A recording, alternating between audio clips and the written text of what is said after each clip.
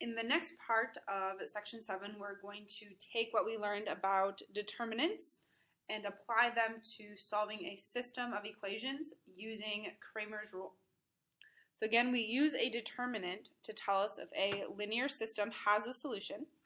If the determinant is not 0, there is a unique solution to our system. And if it is 0, then the system has either no solution or infinite solutions.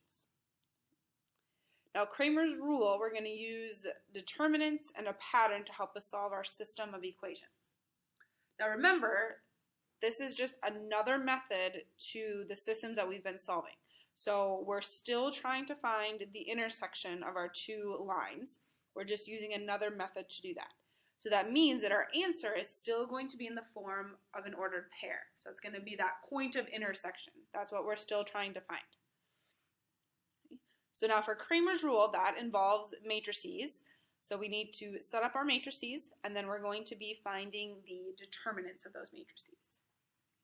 So if this is just our system, so I just put a general system here, our first matrix that we're going to write is going to be the coefficient matrix. Okay, so we have C equals, and then when we are looking at this, it's the coefficients with X. So that's what our A and C is, so our coefficients with X. And then our second column are the coefficients with Y. Now, in other readings, you might see the letter D here, but it means the same thing. And honestly, it doesn't really matter what we call our matrix because it's just the name. All right, so this is the first matrix that we're going to write. Our second matrix is going to be our CX matrix.